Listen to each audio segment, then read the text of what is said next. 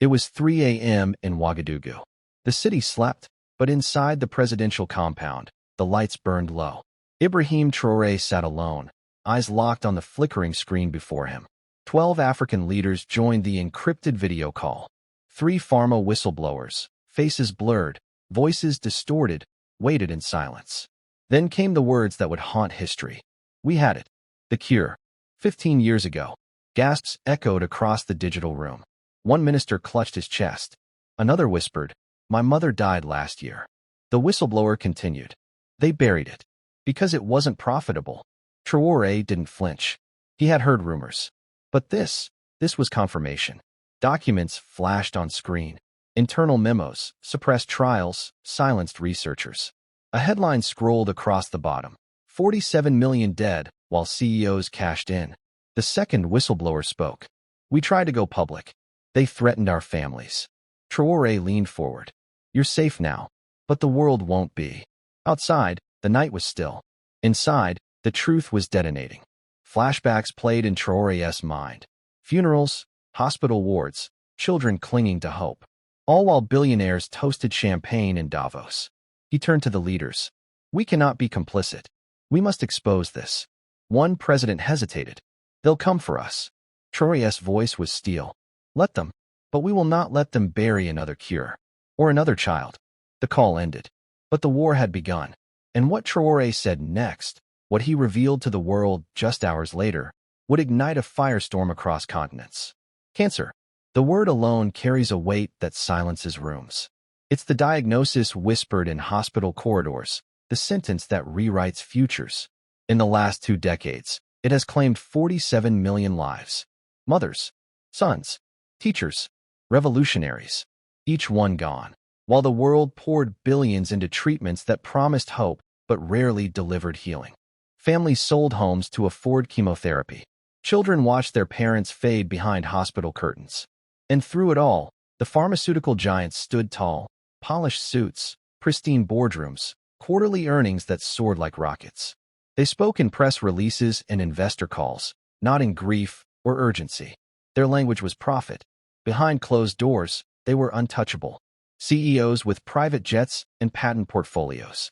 They smiled for cameras, donated to cancer walks, and quietly buried the very research that could have ended the suffering. Trials that showed promise were shelved.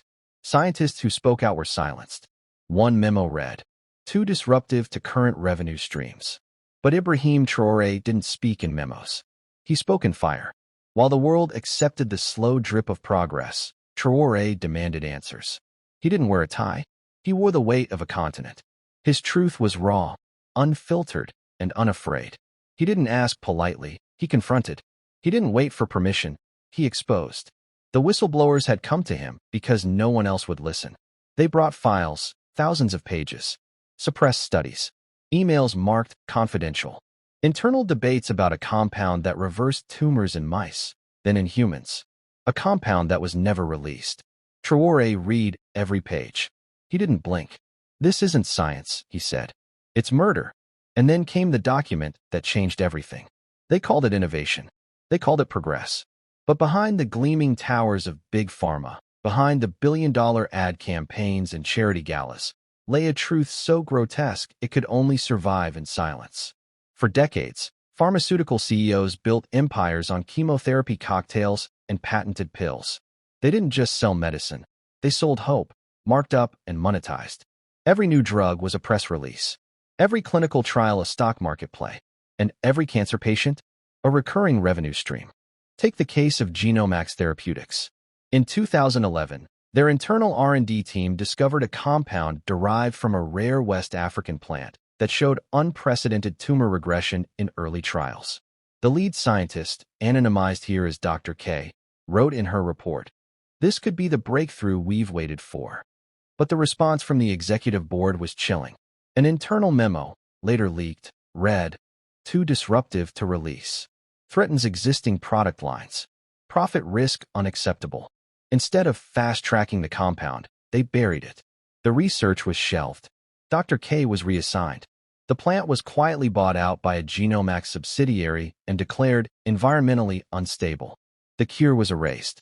Meanwhile, Genemax's CEO, Richard Halden, stood on stage at a global cancer fundraiser, pledging $50 million to accelerate the fight. Cameras flashed. Applause roared. No one asked about the compound. No one knew. And Halden wasn't alone. At OncoCore International, CEO Marissa Vell claimed to champion transparency. Yet whistleblower emails revealed a deliberate strategy to suppress alternative therapies that couldn't be patented. One email read, "Open source medicine is a threat to shareholder value." Another, "We control the narrative. Let the NGOs chase dreams. We chase margins." These weren't isolated incidents. They were systemic.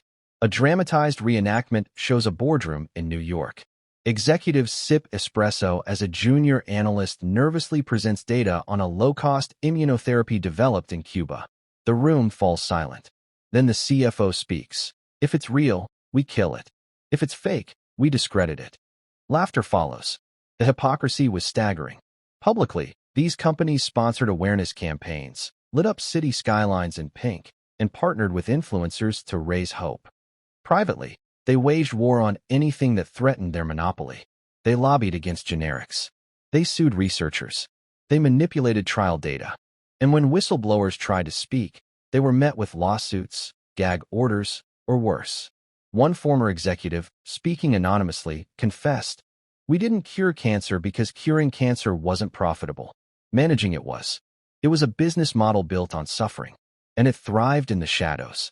But shadows don't last forever." While Halden and Vell dined in Davos, sipping wine and discussing market forecasts, one man prepared to speak. Not in whispers, not in memos, but in a voice that would shake the foundations of their empire. Before the headlines, before the firestorm, Ibrahim Traoré was a student with dirt under his nails and questions in his heart. He studied geology, not for prestige, but to understand the land that had raised him. Burkina Faso was more than a country to him. It was a wounded soul waiting to heal. He saw the fractures early, colonial scars, foreign corporations draining resources while locals drank from dry wells. He watched leaders bow to Western interests, trading sovereignty for aid. And he vowed, quietly, that he would never kneel.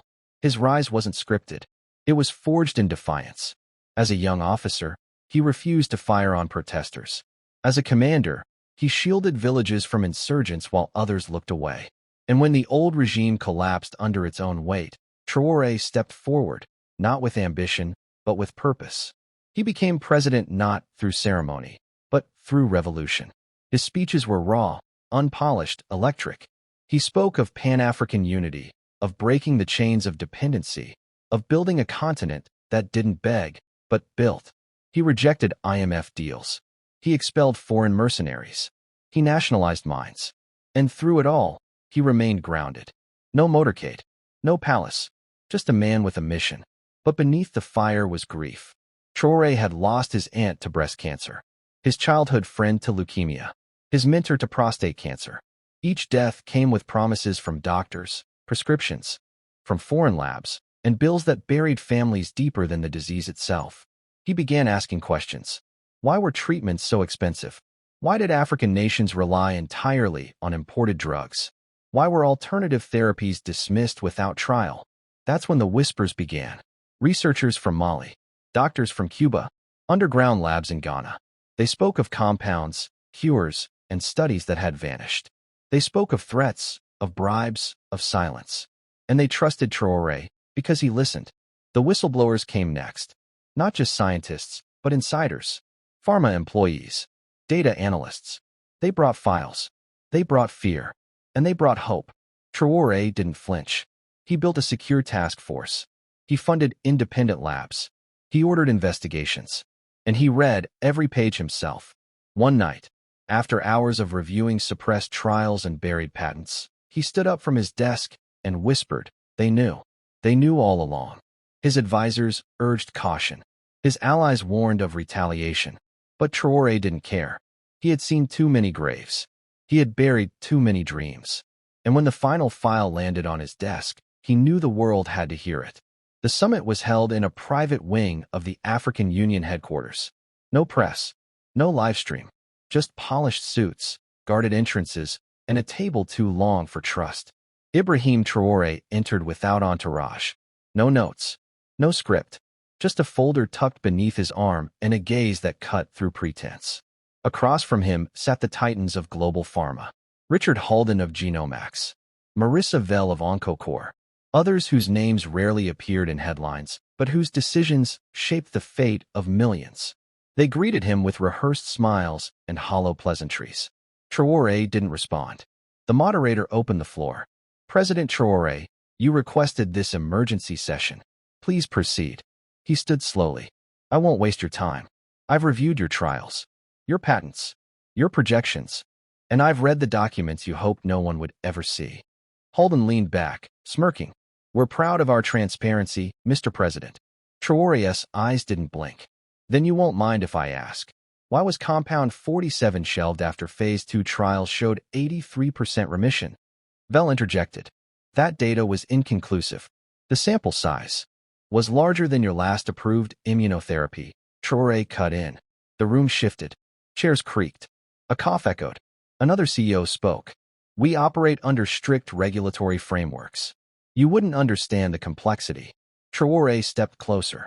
I understand death. I understand mothers burying children while you bury cures. Halden's tone sharpened. These accusations are inflammatory. We've donated billions to cancer research. Traoré's voice dropped and made trillions from its persistence. Silence. The moderator tried to intervene. Perhaps we should. No, Traoré said. Let them hear it. He placed the folder on the table. Fingers hovered over the clasp. You silenced scientists. You manipulated trials. You buried hope. And today, you will answer. Halden scoffed. You think you can threaten us with papers? Traoré didn't respond. He opened the folder, and the room fell silent. The folder opened with a quiet snap, but its contents roared louder than any speech. Ibrahim Traoré didn't raise his voice. He didn't need to. The truth spoke for itself. He pulled out the first document, a 2009 clinical trial conducted in Senegal. A plant-based compound derived from the bark of Caia senegalensis, showing complete tumor regression in 78% of test subjects. The trial was peer-reviewed, verified, and then buried. Why was this never published? Traoré asked, eyes locked on Marissa Vell. She shifted in her seat. We had concerns about reproducibility. Traoré slid the next page forward. Then why did your company patent the compound 6 months later and never release it? Gasps rippled through the room. He continued. A 2013 immune therapy developed in Ghana, a fusion of traditional medicine and modern immunology. The lead researcher, Dr. Adebayo, was offered a grant by Oncocore. The condition? Transfer all rights and cease publication. He refused. Weeks later, his lab was shut down for regulatory violations. Traoré tapped the photo of Dr. Adebayo. He now teaches biology in a rural school. His cure sits in a locked cabinet. Richard Halden leaned forward. These are isolated cases. You're cherry-picking. Traoré didn't flinch. Then let's hear from your own employees. He pressed a button. The screen behind him lit up. A whistleblower appeared, voice distorted, face blurred. I worked in Genomax's data division. We flagged a compound that reversed late-stage lymphoma in mice. It was flagged for fast track. Then the board intervened. They said it would cannibalize existing revenue. We were told to delete the files. Another testimony followed. A former Oncocore researcher. We had a formula that worked. It wasn't perfect, but it was promising. They told us to shelve it. I asked why. They said, we're not in the business of cures. We're in the business of treatment. The room was no longer silent. It was seething. One delegate from Kenya wiped tears from his eyes. Another from Namibia whispered, my brother died last year. Traoré let the silence stretch. Then he spoke. You buried hope. I'm here to resurrect it. Halden stood. This is slander. You'll be sued. Traoré turned to him. You've sued truth for decades. It's time truth sued you. He held up a final document, a letter from a Genomax executive to a board member. It read, if the cure leaks, we lose everything. Better to let the disease run its course. The words hung in the air like smoke. Traoré looked around the room. This isn't about science. It's about sovereignty, about dignity, about the millions who died while you counted dividends. Vell tried to speak, but her voice cracked. We fund research. You fund silence. Traoré interrupted. He stepped back from the table. I'm not asking for permission. I'm declaring war. On secrecy. On greed. On the lie that healing must be profitable. The screen behind him faded to black. The CEOs sat frozen. The delegates sat stunned. And Traoré walked out, not with applause, but with something stronger. Conviction. But the real explosion came hours later, online. It started with a single tweet. A clip of Ibrahim Traoré's confrontation, just 60 seconds long, posted by a delegate from Kenya. No caption. Just the moment he said, "You buried hope. I'm here to resurrect it." Within hours, #CancerCoverUp was trending in 30 countries. Doctors weighed in first.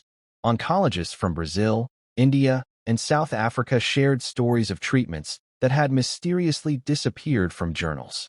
Researchers posted screenshots of emails they'd received, subtle threats, sudden funding cuts, unexplained retractions. Then came the celebrities. A-list actors posted black squares with the hashtag. Musicians released statements. One pop icon wrote, "My mother died of cancer." If they hid the cure, they hid her future. Her post was shared 12 million times. Activists mobilized. Petitions flooded government websites. Demands for investigations echoed across parliaments. In Germany, a whistleblower protection bill was fast-tracked. In Canada, a class action lawsuit was filed against 3 major pharmaceutical firms. And the leaks kept coming. Emails, memos, internal Slack messages. One document revealed a CEO joking, "If we cured cancer, we'd have to find a new cash cow." The backlash was immediate. Stock prices plummeted. Executives resigned. PR firms scrambled to contain the damage. But the damage was already done. Burkina Faso, once dismissed as a small West African nation, was now hailed as a beacon of truth. News outlets called Traoré the president who dared. Editorials praised his courage. African youth posted videos declaring, "We are not poor. We are silenced. And now we speak." Universities invited Traoré to speak. Medical schools began revisiting suppressed research. A coalition of African nations announced a joint initiative to fund open-source cancer research, free from corporate influence. The ripple effect was unstoppable. In the streets of Ouagadougou, murals of Traoré appeared overnight. Children wore shirts that read, "Truth is the cure." In New York, protesters marched outside Genomac's headquarters, chanting, "Release the cure. Respect the dead." And yet, the most powerful moment was still to come. The world watched as Ibrahim Traoré stepped onto the stage in Addis Ababa. No teleprompter, no scripted applause, just a man, a microphone, and the weight of 47 million souls. He looked out at the crowd, leaders, journalists, survivors, skeptics, and began, "We are gathered here not to mourn, but to awaken." His voice was steady, but behind it surged a tide of grief and resolve. For decades, we were told that healing was complicated, that progress was slow, that suffering was inevitable. But today, we know the truth. Healing was hidden, progress was sabotaged, and suffering was monetized. He paused. 47 million lives. Not statistics. Stories.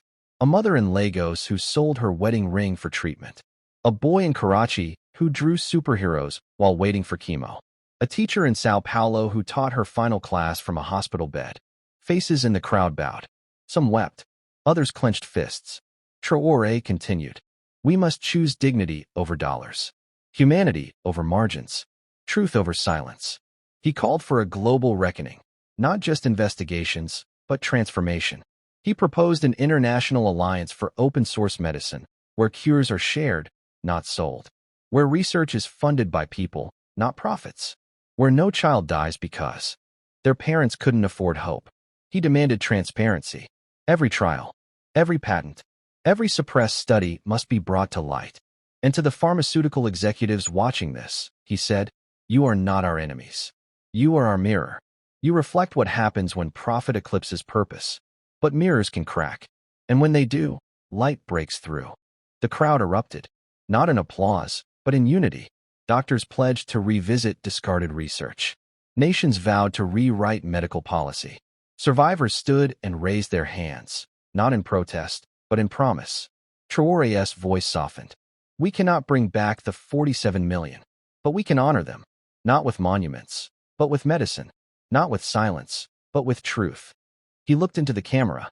To every family who lost someone, your grief is valid. Your rage is righteous. And your story matters. He closed with a line that would echo across continents. Truth is the cure we've always needed. The screen faded to black. But the movement had only begun. And if you think this story ends here, think again. 47 million lives lost. A cure buried beneath boardroom greed. And one voice, Ibrahim Traoré, daring to speak when silence was the currency of power. This wasn't just a revelation. It was a reckoning. The cancer cure wasn't lost. It was hidden, not by accident, but by design. And while CEOs counted profits, families counted funerals. But now, the truth is out. Traoré didn't just expose corruption, he ignited a movement. A call for dignity, transparency, and justice. A reminder that healing belongs to humanity, not shareholders. So what happens next isn't up to them. It's up to us. If you believe silence kills and truth heals, subscribe. If you believe medicine should serve people, not profits, share. If you believe the world deserves better, demand accountability. Be part of the cure. Because this story isn't over. It's just begun.